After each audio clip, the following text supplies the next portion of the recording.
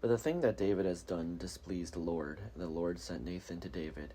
He came to him and said to him, There were two men in the certain city, the one rich and the other poor. The rich man had very many flocks and herds, but the poor man had nothing but one little ewe lamb which he had bought. He brought it up, and it grew up with him, and with his children. It used to eat of his meager fare, and drink from his cup, and lie in his bosom, and it was like a daughter to him. Now there came a traveler to the rich man, and he was loath to take one of his own flock, or herd to prepare for the wayfarer who had come to him. But he took the poor man's lamb, and prepared that for the guest who had come to him. Then David's anger was greatly kindled against the man. He said to Nathan, As the Lord lives, the man who has done this deserves to die.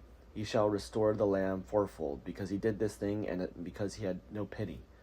Nathan said to David, You are the man. Thus the Lord, the God of Israel, I anointed you king over Israel, and I rescued you from the hand of Saul. I gave you your master's house and your master's wives into your bosom, and gave you the house of Israel and of Judah, and if that had been too little, I would have added as much more. Why have you despised the word of the Lord, to do what is evil in his sight? You have struck down Uriah the Hittite with the sword, and you have taken his wife to be your wife, and have killed him with the sword of the Ammonites. Therefore, before the sword shall never depart from your house. For you have despised me, and have taken the wife of Uriah the Hittite to be your wife. Thus says the Lord, I will raise up trouble against you from within your own house, and I will take your wives before your eyes, and give them to your neighbor, and he shall lie with your wives in the sight of this very sun. For you did it secretly. But I will do this thing before all Israel and before the sun. David said to Nathan, I have sinned against the Lord. Nathan said to David, Now the Lord has put away your sin. You shall not die. Nevertheless, because by this deed you have utterly scorned the Lord, a child that is born to you shall die. Then Nathan went to his house. The Lord struck the child that Uriah's wife bore to David, and he became very ill. David therefore pleaded with God for the child. David fasted and went in and lay all night on the ground. The elders of his house stood beside him, urging him to rise from the ground, but he would not, nor did he eat food with them. On the seventh day the child died, and the servants of David were afraid to tell him that the child was dead.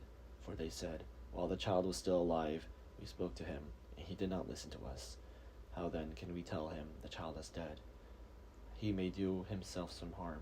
But when David saw that his servants were whispering together, he perceived that the child was dead. And David said to his servants, Is the child dead? They said, He is dead. Then David rose from the ground, washed, anointed himself, and changed his clothes. He went into the house of the Lord, and worshipped. He then went to his own house, and when he asked, they set food before him, and he ate. Then his servants said to him, What is this thing that you have done? You fasted and wept for the child while it was alive, but when the child died, you rose and ate food. He said, While the child was still alive, I fasted and wept, for I said, Who knows? The Lord may be gracious to me, and the child may live. But now he is dead. Why should I fast? Can I bring him back again? I shall go to him, but he will not return to me. Then David consoled his wife, Bathsheba, and went to her and lay with her, and she bore a son. He named him Solomon. The Lord loved him and sent a message by the prophet Nathan, so he named him Jedidiah, because of the Lord. Now Joab fought against Rabbah of the Ammonites and took the royal city. Joab sent messengers to David and said, I have fought against Rabbah. Moreover, I have taken the water city. Now then gather the rest of the people together and camp against the city and take it, or I myself will take the city, and it will be called by my name. So David gathered all the people together and went to Rabbah and fought against it and took it. He took the crown of Milcom from his head, the weight of it. It was a talent of gold, and it was a precious stone, and it was placed on David's head.